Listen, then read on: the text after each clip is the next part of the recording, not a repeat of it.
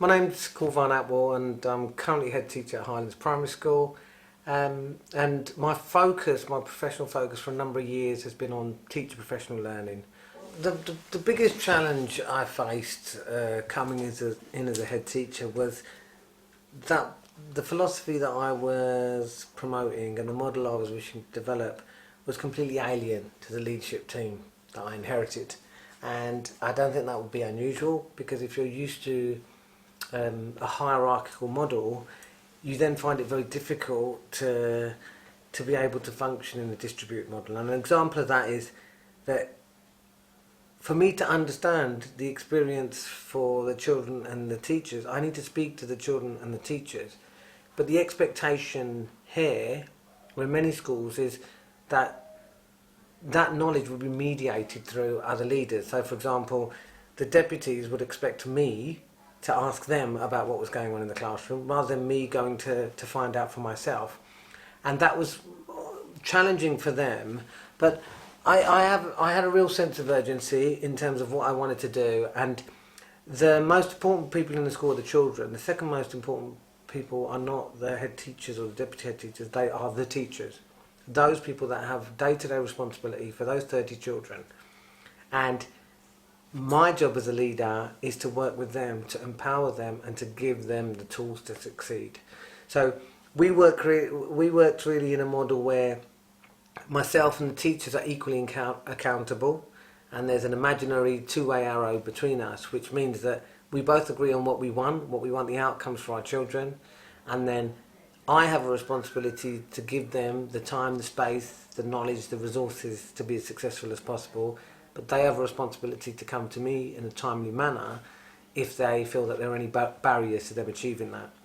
And so we were almost bypassing the hierarchy, and that was challenging. And it's not just been challenging here. I was made executive head for a second school last year, and even more reason for me to go with the same model that has brought me so much success. And I quickly realised that the leaders there were uncomfortable with it, but the teachers felt empowered. Within 5 months, the two associate head teachers had left, and I think one of the things they said to me is that if I coach and empower and have high trust for the teachers, that they might stop doing anything.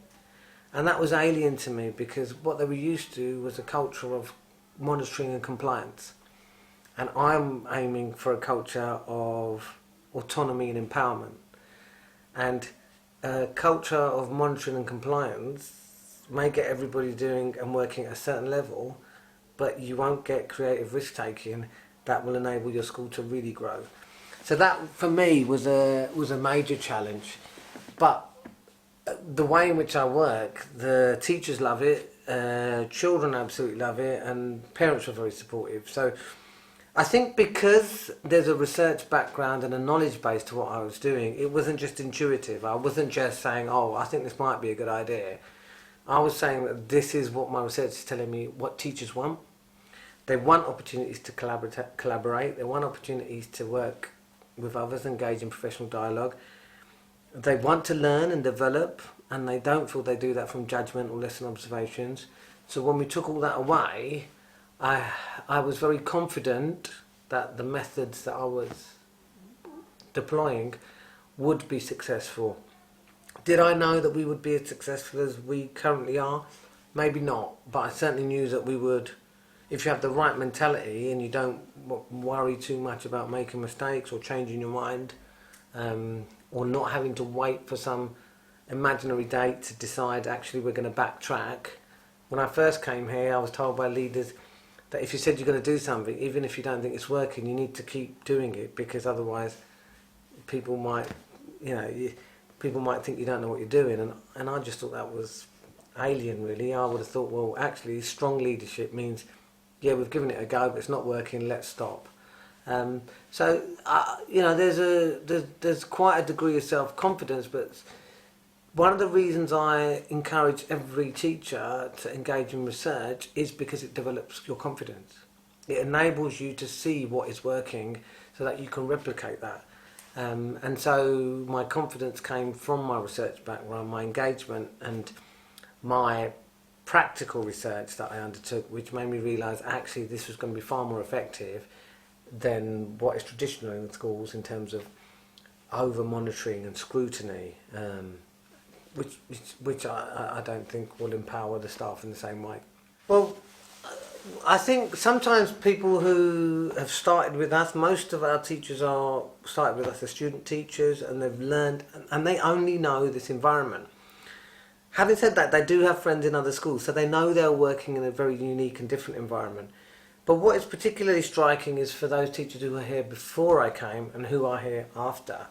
And even in their body language, they behave differently.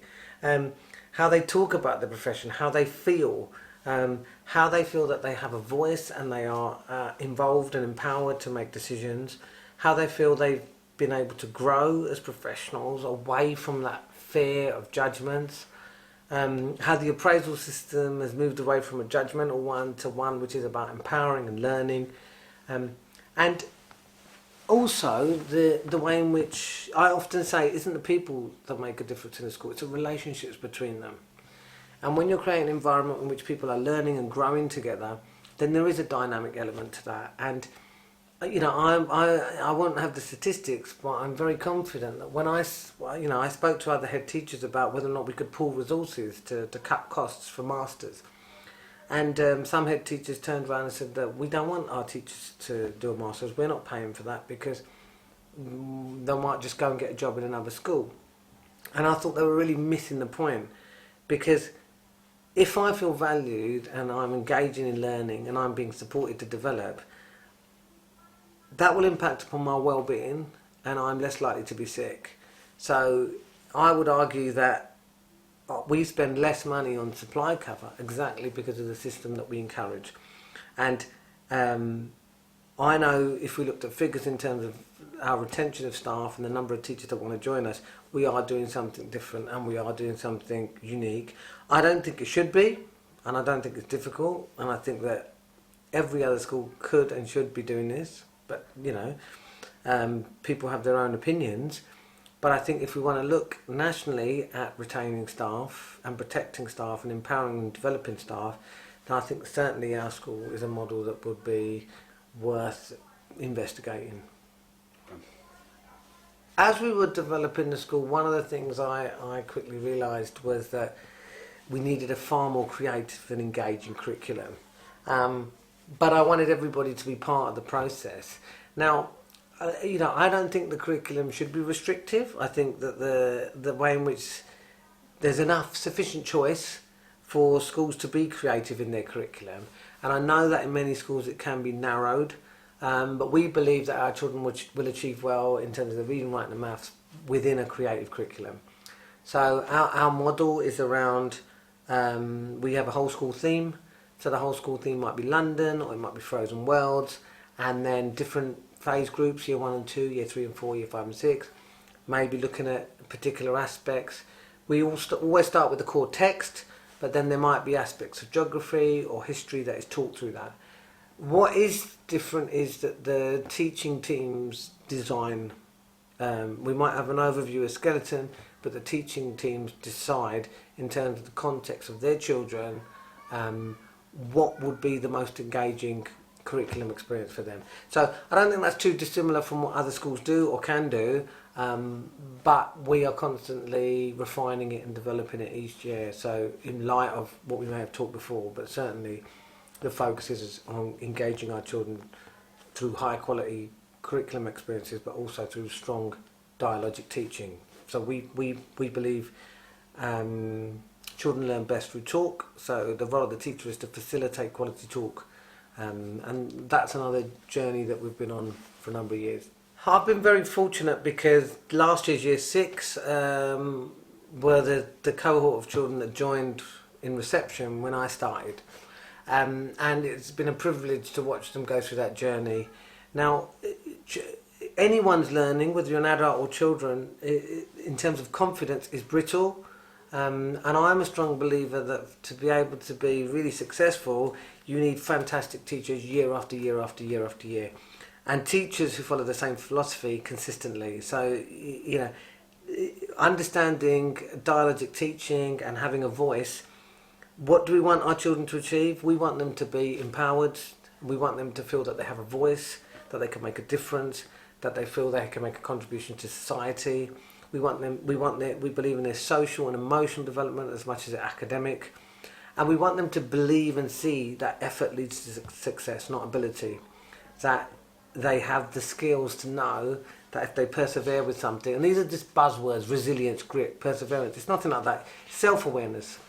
Where am I as a learner? What are my strengths? What are my areas for development? Because they leave us at 11 with certainly we want them to have the confidence to speak, to articulate themselves, to present an argument, to debate. Really strong understanding of themselves as learners, so that when they're faced with challenges at secondary school, they know that they have this background of success that they can draw upon to enable them to continue to be successful. So we want them to have the core skills, and they leave with the core skills in reading, writing, maths, but also a curiosity, and to understand that you learn from making mistakes. We want them to take risks, and we want them to be creative. And I think those skills are going to be more important as they grow as adults than straightforward qualifications or jumping through hoops or passing tests. I think that often we are suffocated by fear within the system. We believe that if Ofsted tells us to do this, we need to do this. What I would argue is that values inform our actions. So if you, as a school leader or as a teacher, are working with people with aligned values, that in many ways is more important than anything else. What do we want for our children? What do we want to achieve? And critically evaluate the things that are being asked of you, and think to yourself, do I agree with that? What is going to be in the best interest of my children? And if you have the best interest of your children at heart, you have to have the best interest of your staff, because they are the ones that make the day-to-day difference. In terms of my research and writing a book, I think the framework of the dynamic learning community in the book is so simple and so straightforward that any school leader could pick it up and start implementing it in their schools. And that's what excites me, because I have been getting feedback from school leaders, head teachers, individuals from different parts of the country who are thinking, yeah, we are going to do it in a different way, or maybe what I was doing before wasn't working. I wouldn't look at it like that. I think if there's one piece of advice, it is open your eyes to research and have the confidence to make the decisions for yourselves in the best interests of the context of your children and your staff, rather than this is what we've always done, so we're going to carry on doing it, or this is what the school down the road did, or this is what I did in my last school. I'm not afraid to say that I might do something completely different tomorrow. In certain contexts, we argue that we have our structures in place, 80% is the same, but we want to innovate every year. And I'm selfish to my school. If I see something that is of interest in Chicago, I will take it, I will adapt it. So really being outward looking and research informed and reflective of what is the impact. I think the greatest evaluator for leadership is in terms of impact on children's learning. Of every question you are asked, think to yourself, well, what would be the impact on children's learning?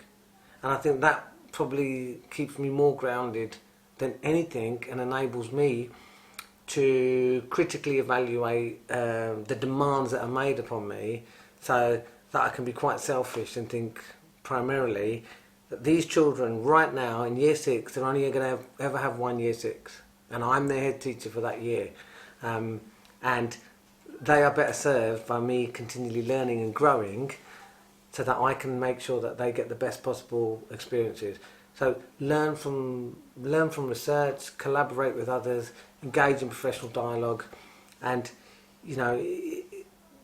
don't be afraid to make mistakes or take risks. And learning and growing, you have to be creative and take risks.